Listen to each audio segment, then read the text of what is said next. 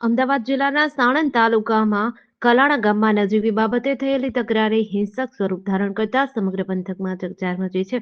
2 દિવસ પહેલા 2 જૂથો વચ્ચે થયેલા ભયંકર પથ્થરમારાની ઘટનામાં સાણંદ જીઆઈડીસી પોલીસે કડક કાર્યવાહી હાથ ધરી છે. આ મામલે પોલીસે અત્યાર સુધીમાં 3 મહિલાઓ સહિત કુલ 25 શખ્સોની ધરપકડ કરી છે, જ્યારે હજુ પણ ગામમાં ચુસ્ત પોલીસ બંદોબસ્ત ગોઠવીને કોમ્બિંગ ચાલુ છે.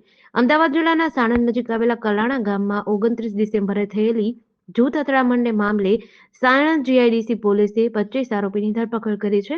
આરોપીની ધરપકડ અને તેમની પ્રાથમિક પૂછપરછ બાદ અથડામણને લઈને મહત્વનો ખુલાસો થયો છે. જૂથ અથડામણનું મૂળ કારણ યુવકો વચ્ચે એકબીજાની સામે જોવાની બાબતે થઈ હતી. ઝઘડાની શરૂઆત એક સામાન્ય તકરારથી થઈ, જેણે ઉગ્ર સ્વરૂપ ધારણ કર્યું. કલાણાના તળાવ પાસે શાહરૂખ ખાન પઠાણ નામના આરોપી અને એક સગીર વચ્ચે એકબીજા સામે જોવા જેવી નજીવી બાબતે ઝઘડો થયો હતો. આ નાનકડી તકરાર એટલી હદે વણસી ગઈ કે બે જૂથ વચ્ચેની ઉગ્ર અથડામણમાં પરિણમી, જેમાં પથ્થરમારો પણ થયો હતો. આ ઘટનાનો એક વિડીયો પણ સામે આવ્યો છે. સાણંદ જીઆઈડીસી પોલીસે આ મામલે ત્વરિત કાર્યવાહી કરી છે. પથ્થરમારામાં સંડોવાયેલા 3 મહિલા સહિત 25 લોકોની ધરપકડ કરી છે. આ મામલે કુલ 60 જેટલા લોકોની અટકાયત કરી છે. આ ઘટનાની ગંભીરતાને ધ્યાનમાં રાખીને કલાણા ગામમાં સતત ત્રીજા દિવસે પણ પોલીસનું કોમ્બિંગ હાથ ધરાઈ રહ્યું છે. 1 ડીવાયએસપી, 5 પીઆઈ અને 8 પીએસઆઈ સહિત 100 જેટલા પોલીસકર્મી ગામમાં શાંતિ સ્થાપિત કરવા અને લોકોનો ડરનો માહોલ ન રહે તે માટે કાર્યવાહી કરવામાં આવી રહી છે. પોલીસ દ્વારા ઘટના બન્યા બાદ આરોપીઓ ખેતરમાં છુપાયા હતા, જેથી ડ્રોન સર્વેલન્સની મદદથી આરોપીઓને શોધીને પકડી પાડવામાં આવ્યા છે. 29 ડિસેમ્બરના કલાણા ગામનો એક બનાવ બન્યો હતો. એ બનાવમાં જે રીતે આપ વિડીયોમાં જોશો કે બે ઠાકુરના છોકરાઓ એક બાઇક લઈને જાય છે અને એક મુસ્લિમ વ્યક્તિ એક બાઇક લઈને આવે છે. એ બંનેને વચ્ચે જો આપસમાં તું મારે સામે કેમ જોવે છે આ રીતે એક કન્વર્સેશન થાય और એને પછી કે તમને હું ત્યાં મળશું જોઈએ, ઝાપા ઉપર મળશું જોઈએ, આ રીતે એનો કન્વર્સેશન થાય. એના આધારે વિડીયો જે છે એ પોતપોતાના ગ્રુપમાં મોકલ્યો હતો ઓર એને પછી જો એના બંનેના મિત્ર એક જગ્યાએ ભેગા થયા ઓર એના કારણે પથ્થરમારો થયો હતો. ઓર આ પથ્થરમારા પછી તાત્કાલિક પોલીસ ત્યાં પહોંચી ગઈ હતી ઓર અત્યાર સુધી લગભગ 62 લોકોને અમે ડિટેન કર્યા હતા ઓર એની ક્વેશ્ચનિંગ કરીને ટોટલ 25 લોકો અત્યારે જે ધોરણેસર અટક કરવામાં આવેલા છે. એન્ડ રિમેનિંગ જે એક્યુઝ છે એની શોધખોળ અત્યારે ચાલુ છે. ગામમાં છેલ્લા 4 દિવસથી કન્ટિન્યુઅસ કોમ્બિંગ ચાલુ છે અને એ જે આરોપી હતા એ આરોપી નજીકના ખેતરમાં જે ભાગી ગયા હતા એને છુપાઈ ગયા હતા. તો અમે ડ્રોનનો યુઝ કરીને એને 2-3 ડ્રોનનો યુઝ કરીને વ્યવસ્થિત કોમ્બિંગ કરીને એને શોધી કાઢ્યા હતા. ઓર અત્યારે ગામમાં એકદમ પીસફુલ વાતાવરણ છે. એને કોઈ પણ પ્રકારની કોઈ ઇસ્યુ છે નહીં. એને અમારી પોલીસ ત્યાં કન્ટિન્યુઅસ ત્યાં હાજર છે ઓર હું પણ આજ પણ વિઝિટ કરીને આવ્યો છું. ટોટલ આજના દિવસે પણ જો ટોટલ 100 લોકોની એક ટીમ જે ત્યાં ઘર ઘર જઈને જે કોમ્બિંગ કરીને આવી હતી.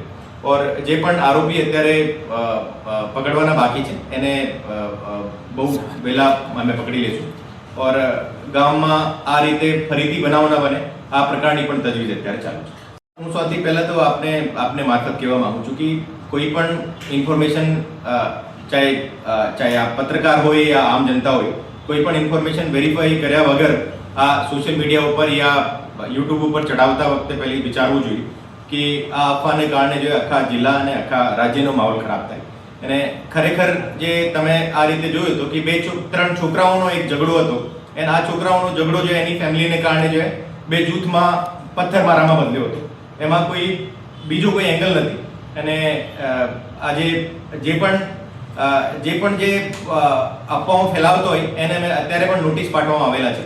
એને તમામને વિરુદ્ધ પણ કાર્યવાહી કરવામાં આવશે. એનો અત્યાર સુધી જે છોકરાઓ છે એનો અત્યાર સુધીની તપાસમાં એનો કોઈ ગુનાહિત ઇતિહાસ સામે આવ્યો નથી. એની એક આજથી થોડા દિવસો પહેલી એક નાની એક કહાસુની જેવી થઈ હતી. બાકી એવો એનો કોઈ મેજર ઇસ્યુ છે નહીં. અને એ જે છોકરાઓ હતા એ છોકરાઓ જે જૂનો જે બનાવ હતો એમાં સામેલ ના હતા. અને અત્યારનો બનાવ જે છે એનો કોઈ જૂના બનાવથી કંઈ સંબંધ નથી. અને એકદમ સ્ટેન્ડ અલોન એક બનાવ છે. એને 3 છોકરાઓનો નાના છોકરાઓનો એક ઇસ્યુ હતો જે એના ફેમિલી અને મિત્ર એને મળીને મોટો બનાવ્યો હતો. ઓર અત્યારે ગામમાં સ્થિતિ સંપૂર્ણ રીતે કાબૂમાં છે અને કોઈ પણ પ્રકારની ત્યાં ઇસ્યુ નથી. લોકો પોતપોતાનો દિનચર્યા વ્યવસ્થિત ચલાવી રહ્યા છે. એને કોઈ પણ અફવા ફેલાવશો નહીં. અને કોઈ પણ પ્રકારની મિસઇન્ફોર્મેશન ફેલાવશો તો જો એને ઉપર પણ તાત્કાલિક કાર્યવાહી કરવામાં આવે. એની તપાસ અત્યારે ચાલુ છે. અમે તમામ એના જે સોશિયલ મીડિયા ગ્રુપ્સ છે, એના પોતપોતાના નાતીના, એના જે ધર્મના જે ગ્રુપ્સ છે, એ જેમ મુસ્લિમ એકતા ગ્રુપ કરીને છે, ઠાકોર એકતા ગ્રુપ કરીને છે, એ તમામ ગ્રુપમાં એવું કોઈ ભડકાઉ પોસ્ટ મૂકેલો હોય એની પણ અમારે તપાસ ચાલુ છે. और इंस्टाग्राम ઉપર જે પોતપોતાના જે સ્ટન્ટબાજીના જે કંઈ વિડીયો એને અપલોડ કરતા હોય એને ઉપર પણ અમારી વોચ ચાલુ છે. અત્યાર સુધીની આ વિષયમાં એને લઈને જે ઝઘડો થયો હતો એવું અત્યાર સુધીની તપાસમાં સામે આવ્યો નથી. ખરેખર એક સ્ટેન્ડ અલોન એક ઇસ્યુ છે. 3 છોકરાઓનો ઝઘડો હતો અને એના મિત્ર મળીને એને મોટો કર્યો હતો. એને પોલીસ તાત્કાલિક પહોંચી ગઈ, એને સ્થિતિ કાબૂમાં લઈ લીધી.